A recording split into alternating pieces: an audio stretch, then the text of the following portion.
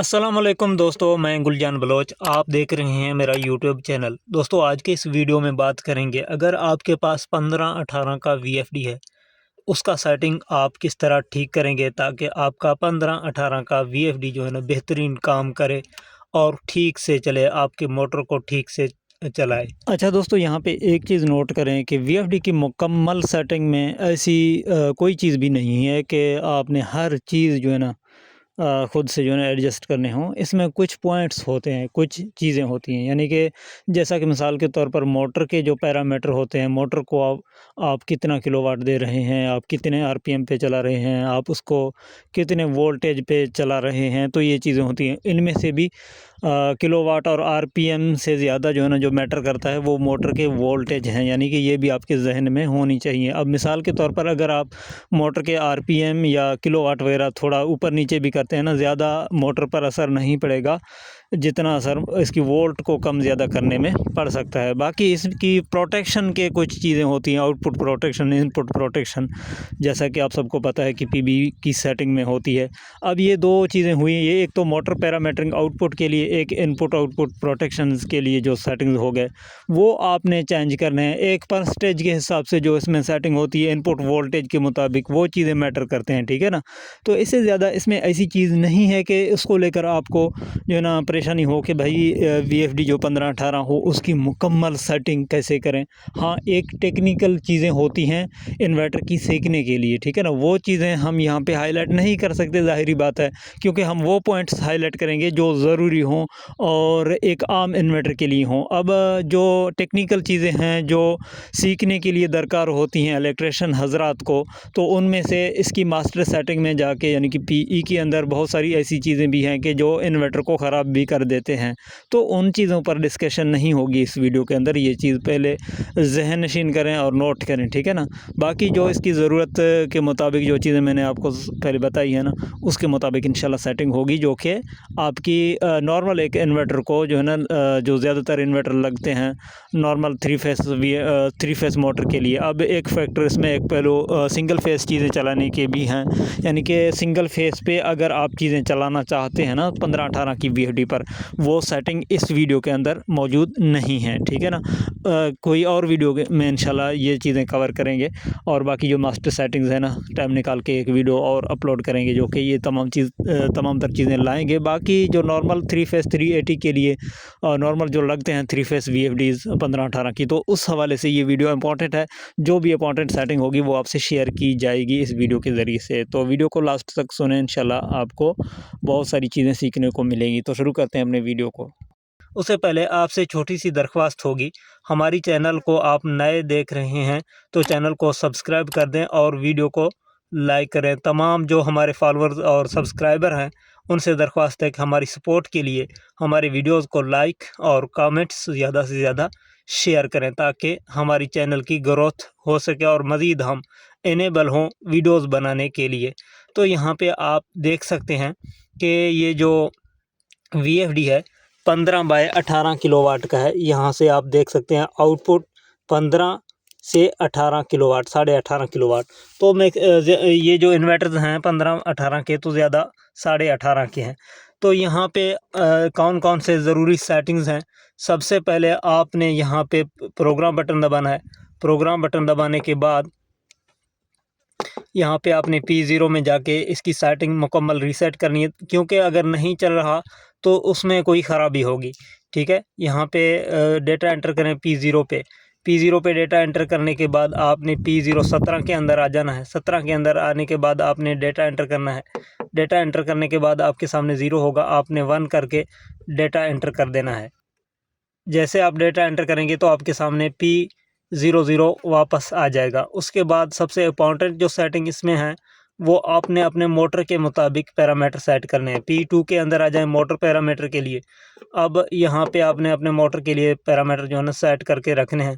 P201 की setting में आपने मोटर रेटेड किलोवाट डालने हैं। P201 के अंदर जितने किलोवाट का आपका मोटर है उतना यहाँ आप डालेंगे, और उसके बाद आप P20 जो 2 की सेटिंग है, मोटर के हार्ज यानी कि HZ नॉर्मली ये 50 से तो ज़्यादा होंगे नहीं, तो ये नॉर्मली 50 पे होते हैं। और इसके अलावा P203 की सेटिंग में आपने मोटर के मुताबिक जो है ना अपना RPM डालने हैं। और इसके अलावा आपने P204 की सेटिंग में मोटर के मुताबिक वोल्ट डालने हैं। और आपने P205 की सेटिंग में यहाँ पे मोटर के मुताबिक एम्पेयर डालने हैं। अगर तो आप यहाँ पे छोड़ देते हैं कि आपने किलोवाट जब सेट किए तो खुद ब खुद एम्पेयर जो है ना एडजस्ट हो जाते हैं, ये भी एक अच्छी चीज़ है। अब यहाँ पे एक चीज़ है वो मैं आपके सामने क्लियर करूँ। अब जब आप मोटर पैरामीटर डालेंगे, अगर तो आपकी मोटर आपके डाले हुए पैरामीटर के मुताबिक काम करे तो अच्छी बात है, यानी कि चल जाएगा, कोई इशू नहीं होगा।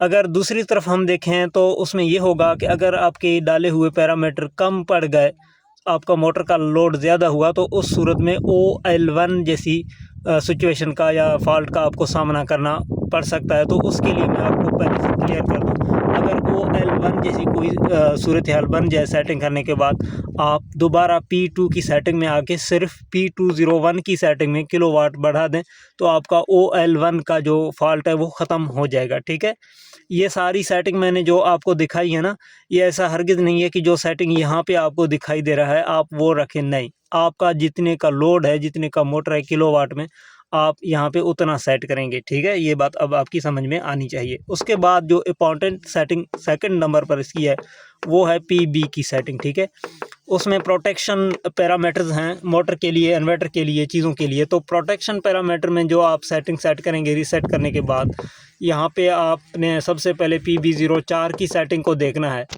तो PB04 का जो सेटिंग है नॉर्मली रीसेट करने के बाद 80 पे आ जाता है। अब इसमें इनपुट सप्लाई में जितने वोल्ट आपके आ रहे हैं ना, उसके मुताबिक आपने इसकी सेटिंग करना है। अब इसकी सेटिंग का रेंज 70 से लेकर 110 तक है। अब इसमें आपने ये करना है कि आपका अगर 700 से प्लस वोल्ट आ रहे हैं तो आप 100 या 100 प्लस रखेंगे। अगर आपके 700 से नीचे, यानी कि 700 से नीचे, फिर इसकी लिमिटेशन होती है 450 तक। 450 से ऊपर हैं और 700 से नीचे हैं, तो उस सूरत में आप 70 से ऊपर, 100 से नीचे, यानी कि जहाँ पर भी आपका ट्यूबवेल हो या जो भी लोड हो ठीक से चले, वहाँ पे आपने सेट करके रखना है। ठीक है ना, उससे ज़्यादा ऊपर नीचे नहीं करनी।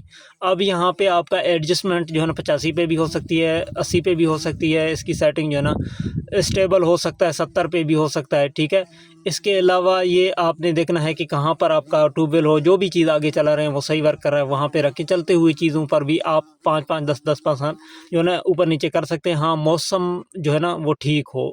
जब आप PB04 की सेटिंग कर रहे हो ना, तो मौसम भी ठीक हो और टाइम भी ठीक हो। टाइम जो है ना इसकी 10 से लेकर 2 बजे तक है। अगर 10 से लेकर 2 बजे के अंदर यही सेटिंग आप कर रहे हैं PB04 की, तो आप जहाँ पर सेट करेंगे, जहाँ पर आपको अच्छा लगे, तो आइंदा भी अच्छे से काम करेगा, ठीक से कार्य करेगा। अगर मौसम सही नहीं है, सुबह के औकात में कर रहे हैं या शाम के औकात में कर रहे हैं, तो ठीक से वर्क नहीं करेगा। ठीक है, समझ में आई है बात। यहाँ पे 10 के बाद आपने PB04 की सेटिंग एडजस्ट करके ऊपर नीचे करके, आपके पास ऑप्शन है 70 से लेकर 110 तक इसकी सेटिंग सेट करने का। आपने जो मर्ज़ी सेट करना है, ठीक है ना, जहाँ पर ठीक चले वो इंशाल्लाह फिर पूरा टाइम, यानी कि 24 घंटे सही चलेगा। और अगर यहाँ पे शाम और सुबह के औकात में आप सेटिंग चेंज करते हैं तो फिर वही सेटिंग आपका जो है ना काम नहीं करेगा, पीक टाइम में ख़राब हो सकती है। ठीक है, हमेशा ये चीज़ याद रखें। बाकी आपके पास ऑप्शन है 70 से लेकर 110 तक, जहाँ भी ठीक चलता हो वहाँ पे रखना है। इसमें मैं आपको कोई ऐसी पॉइंट नहीं बता सकता, क्योंकि वोल्टेज, इनपुट वोल्टेज आपकी कम हो, ज़्यादा हो, तो उस सूरत में फिर आपकी ये सेटिंग जो है ना कम या ज़्यादा होगा। इस वजह से मैं कोई फ़िक्स पॉइंट आपको नहीं बता सकता। नॉर्मल जो रीसेट के बाद आता है वो यहाँ पे 80 आ जाता है। ठीक है, तो यहाँ पे PB04 की सेटिंग एडजस्ट करने के बाद आपने डेटा एंटर का बटन दबा देना है। डेटा एंटर दबा देंगे तो आपके सामने PB05 का सेटिंग आ जाएगा। अब PB05 की सेटिंग आपने यहाँ पे ज़रूरी है कि आपने यहाँ पे 50 हर्ट्ज़ पे रखना है, नहीं तो अंडर वोल्टेज का फॉल्ट आ जाएगा। यहाँ पे 50 हर्ट्ज़ पे करके आपने यहाँ से डेटा एंटर कर देना है। डेटा एंटर करने के बाद आपके सामने PB06 का सेटिंग आ जाएगा। ये PB06 वाला सेटिंग आपने यहाँ पे 0 पे रख देना है। ठीक है, 0 पे करके आपने डेटा एंटर करना है। पहले यहाँ पे 1 होगा। ठीक है, तो यहाँ पे आपने डेटा एंटर कर देना है। इसके बाद आपने PB0 की सेटिंग चेंज करना है। ठीक है, PB0 की सेटिंग पे आपने यहाँ पे 150 रखना है, ताकि आपकी अगर ज़्यादा वोल्ट हो तो स्टॉपिंग में प्रॉब्लम ना आ जाए। यहाँ पे इसका सेटिंग ये है, यानी किरदार ये है, रोल ये है कि यहाँ पे अगर वोल्ट ज़्यादा हो, अगर ये कम हो, 120 हो या 110 हो या 130 हो, तो ज़्यादा वोल्टेज पे आपका इन्वर्टर स्टॉपिंग में प्रॉब्लम करेगा, यानी कि स्टॉप मुकम्मल नहीं होगा। ठीक है ना, यहाँ पे आपने 150 करके डेटा एंटर कर देना है। अब बाकी जो दीगर इसकी सेटिंग है ना, बाकी रीसेटिंग के बाद बिल्कुल आपने चेंज नहीं करने। हाँ, इसकी जो PB00 का सेटिंग है ना, वो आपने 00 पे रखना है ताकि पावर ऑफ का फॉल्ट ना आ जाए। यहाँ पे 0 पे रखना है, पहले रीसेटिंग के बाद 1 होगा, तो आपने 0 रखना है और डेटा एंटर कर देना है। बाकी इसकी जो सेटिंग्स है ना, वो आपने बिल्कुल भी चेंज नहीं करने, क्योंकि बाकी जो सेटिंग आप चेंज करेंगे, अब PB01 की सेटिंग आप 0 या 1, पहले 1 है तो 0 करने की कोशिश आप करेंगे, तो यहाँ से आपकी मोटर की सेफ्टी ख़त्म हो जाएगी। और PB02 की जो सेटिंग है, ये आप काम करेंगे तो भी मोटर की जो है ना प्रोटेक्शन ख़त्म हो जाएगी। 0 करेंगे, पहले 2 है, तो यहाँ पे आपने जो है ना बाकी सेटिंग में छेड़छाड़ नहीं करनी। PB03 जो है ना 100 रहने देना है, और बाकी 4 की सेटिंग सब सारी मैंने आपको समझाई है कि किस तरह करनी है। ये होती है 15-18 की इस तरीके से सेटिंग।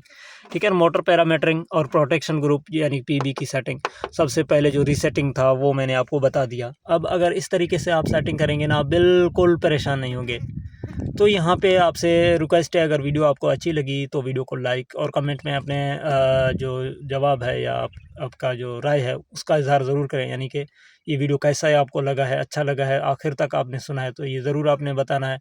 उसको आपने ओके की सूरत में जो है लिखना है कि मैं समझ जाऊंगा कि आपने एंड तक वीडियो देखा भी है और आपने जो है ना वीडियो पसंद भी की है। तो अभी तक अगर आपने चैनल सब्सक्राइब नहीं किया तो चैनल को सब्सक्राइब करते ज़रूर जाइएगा और वीडियो को लाइक करें। अपना बहुत सारा ख्याल रखें, इजाज़त दें, अल्लाह हाफ़िज़।